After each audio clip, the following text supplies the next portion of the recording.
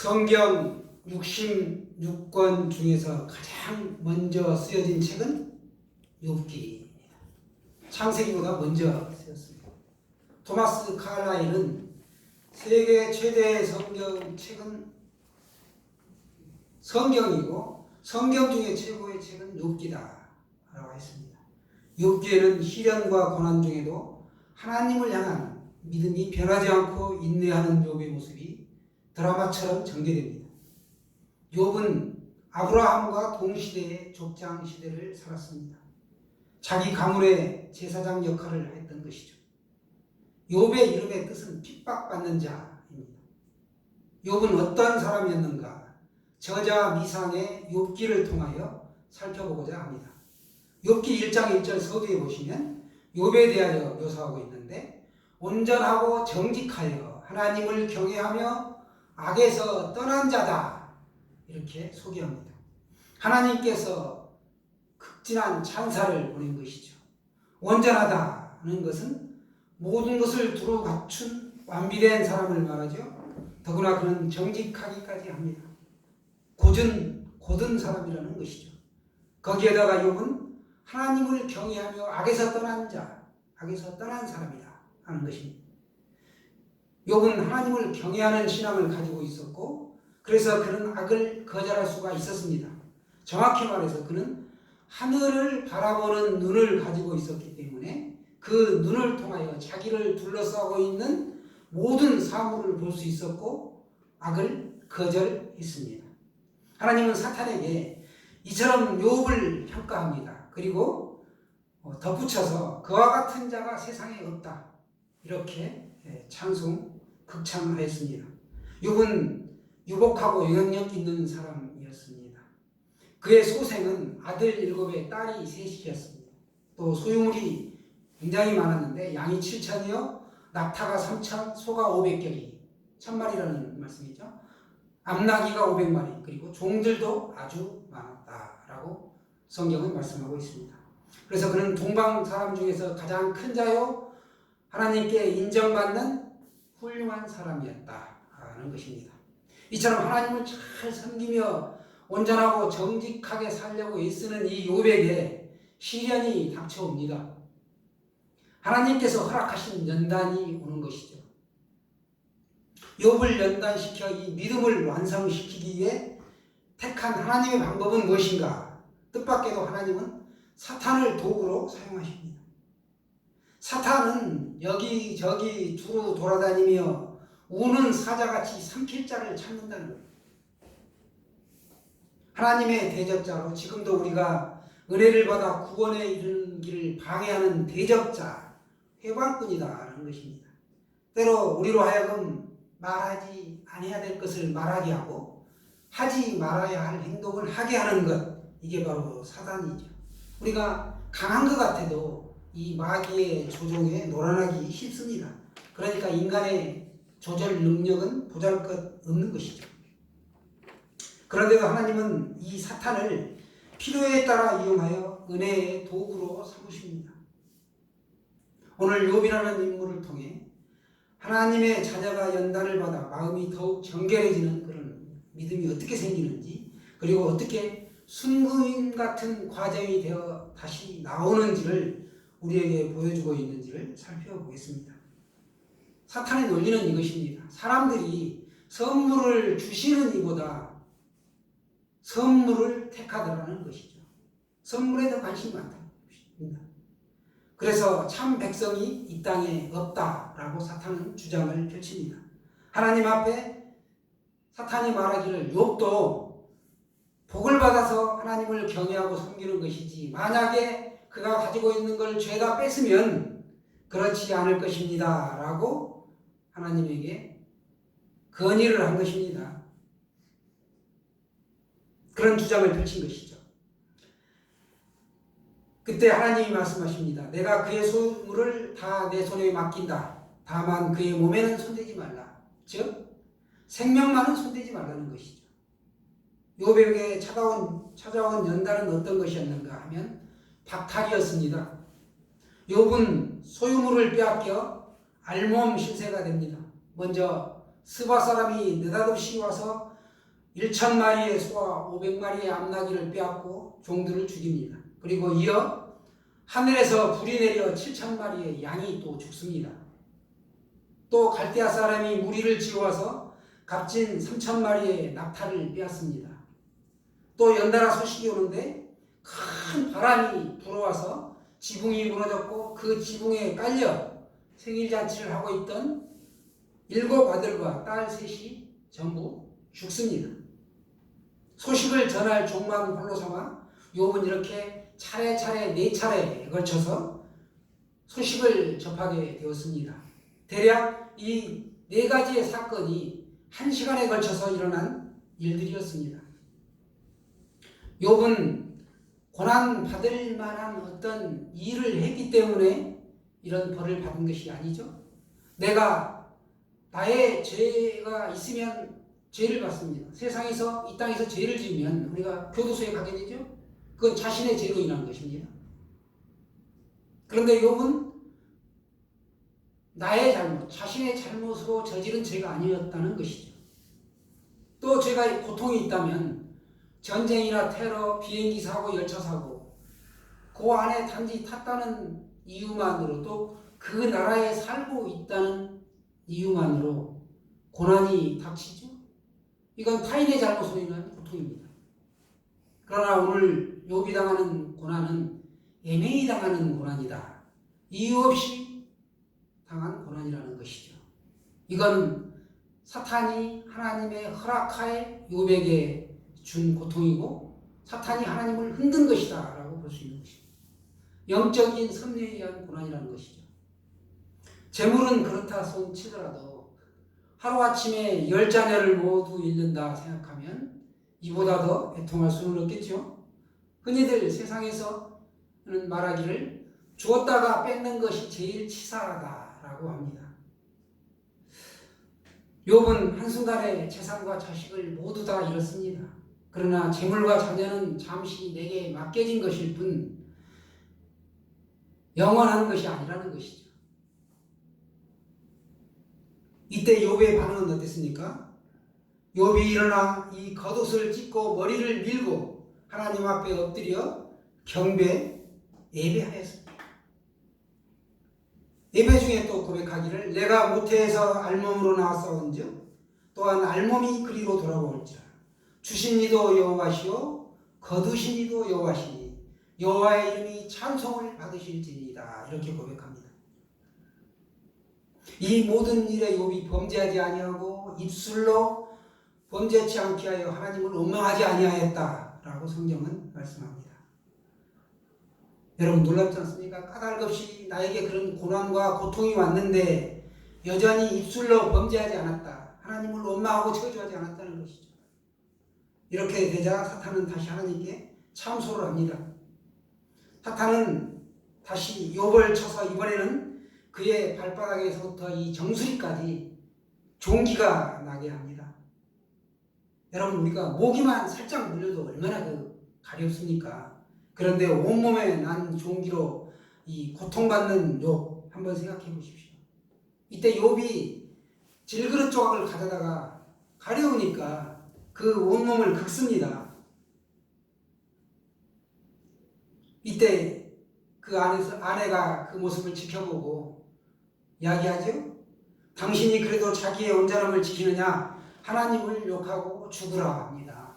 우리식으로 표현하면 차라리 하나님을 저주하고 죽어버려 그런 뜻입니다. 이에 욥이 말하기를 그대의 말이 한 어리석은 여자의 말 같도다. 우리가 하나님께 복을 받았은즉 화도 받지 아니하겠느냐 하고 이 모든 일에 욥이 입술로 범죄하지 아니하니라. 하나님을 정말 사랑하고 순종했는데 어려움이 찾아오면 왜 나에게 이런 고통을 주시나이까 등등등 하면서 하나님에게 대들겠죠. 그리고 원망하죠.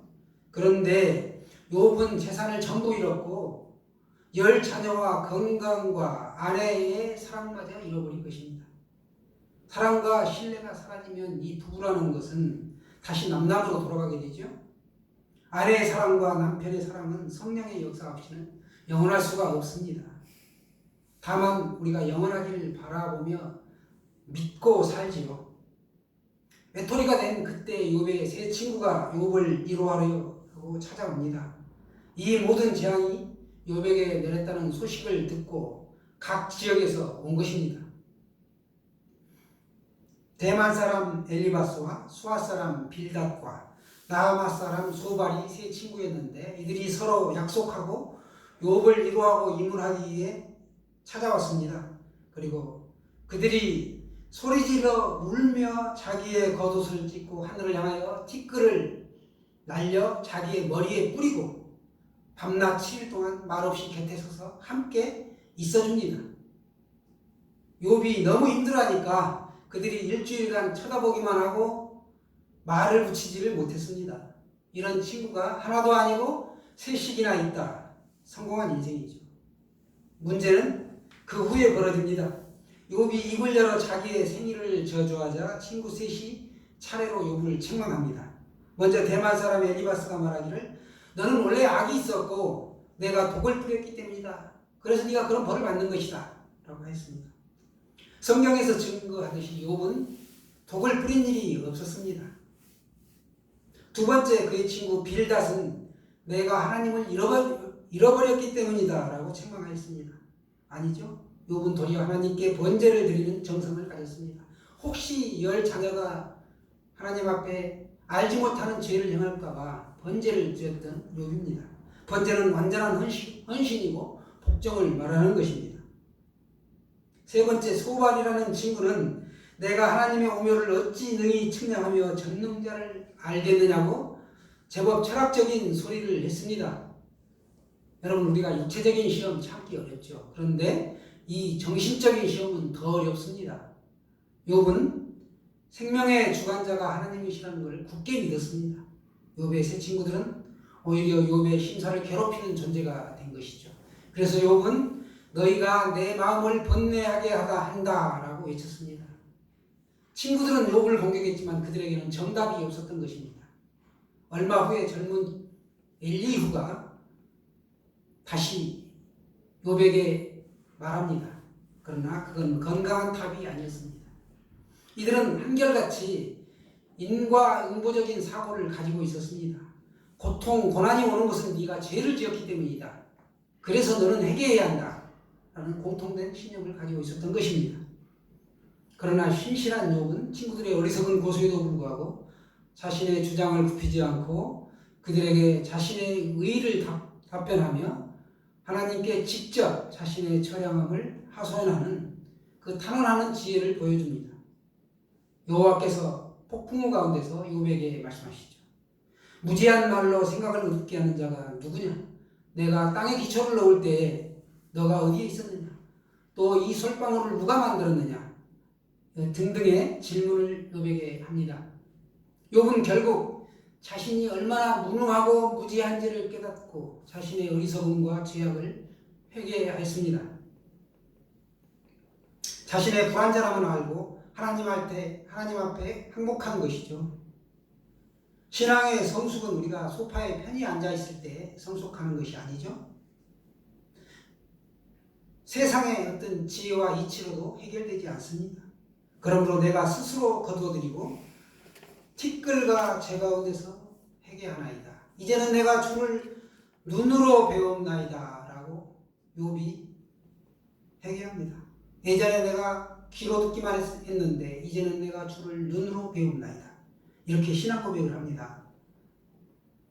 그리고 그 친구들이 욥을 책망했던 그 친구들에게 하나님의 말씀이 임하여 너희들은 수소 7과 순장 7으로 번제를 드리라 이렇게 여호와 하나님께서 말씀하시죠. 그리고 그 말씀을 따라 세 친구가 번제를 드렸습니다. 말씀대로 행한 이 친구들을 욥은 중보기도를 통하여 합심기도를 통하여 용서하게 되죠. 어떤 한 인부가 있었는데 이 사람이 아주 신실한 크리스찬이었습니다. 함께 일하는 동료들은 모두 다 하나님을 믿지 않는 불신자들이었기에 그날도 마찬가지로 열심히 땀 흘려 담을 쌌다가 점심시간이 되어서 도시락을 먹게 되었습니다. 다른 동료들은 배가 고팠기에 허겁지겁 기도도 하지 않고 도시락을 펼치고 밥을 먹었지만 이 사람은 하나님께 간절히 기도를 드렸습니다. 그런데 기도하는 이 사람의 모습을 보고 다른 사람들이 막 놀리기 시작합니다. 심지어 공사장을 지나가던 개가 몰려와서 그 기도하는 틈을 타서 도시락을 물고 훔쳐 가버렸습니다. 사람들이 이제 그 모습을 보고 배를 잡고 웃기 시작하였습니다. 도시락을 잃어버린 사람을 향하여 손가락질하며 놀려대는 것이죠. 그러나 이 신실한 크리스찬은 기도가 끝난 다음에 조용히 일어나서 자신의 도시락을 찾기 위해 개에게 다가갔습니다. 이 모습을 보고 앉아있던 모든 사람들이 더 크게 웃는 겁니다. 그런데 놀랍게도 사람들의 그 큰 웃음소리에 자신들이 지금까지 쌓았던 그 담장이 그만 무너져 버렸습니다. 그래서 비웃던 모든 사람들이 그 담장에 깔려 거기서 크게 다치는 사고가 발생하고 말았습니다. 오늘 욥도 이처럼 그 시대에 홀로 외롭게 신앙생활을 하고 있었지만 의인이었지만 오늘 하나님은 사람들이 보는 것과 다르지 않게 욥을 칭찬하고 계십니다. 아무리 우리 신앙인의 삶이 외롭고 나 혼자라고 느끼고 나에게 왜 이런 고통이 왔나라고 자신을 되돌아볼 때 우리에게는 분명 하나님께서 뜻이 있어서 영적인 어떤 시련을 주신 것이다 라고 보시면 되겠습니다. 선한 믿음의 삶을 살아가기가 참 힘든 세상입니다. 크리스찬이 안 믿는 사람들에 비하여 세상에서 헐벗고 굶주리고 직장에서 해고당하고 이혼하고 이런 것들을 보게 되면 세상 사람들은 손가락질 할 수 있습니다. 그러나 그런 모든 일련의 과정이 하나님이 나를 더 연단하여 순금 같은 신앙으로 나오기를, 개역 성경에는 정금같이 나오리라 라고 되어 있는데 순금을 말합니다. 99.99% 10,9이라고 하는데 99.999 구자가 9개, 이게 바로 순금이라고 합니다.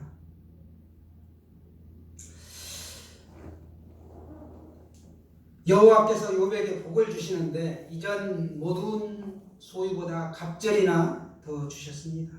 말년에 욥에게는 그래서 양이 14,000, 낙타가 6,000, 소 1,000결이, 암낙이 1,000을 두었고 아들 7과 딸 3을 새롭게 주신 그런 큰 복을 누리게 되었습니다.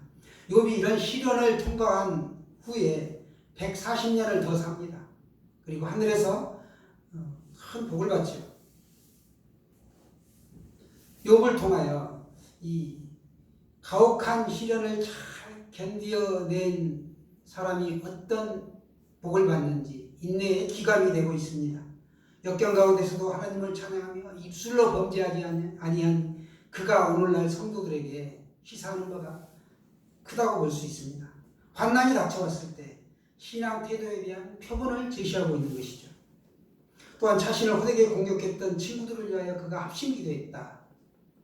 친구들은 자신을 공격했지만 맞대응하지 않고 하나님의 뜻 가운데 그들을 위하여 합심기도했다는 것 굉장히 중요하죠. 사랑이 없이는 이루어질 수 없는 것입니다. 우리는 내게 잘한 사람에게 잘할 수는 있지만 나에 대하여 비방하고 손가락질하고 나를 힘들게 하는 사람은 내가 거기에 응당, 아니 몇 곱절 더 갚아주기를 원할 수도 있습니다.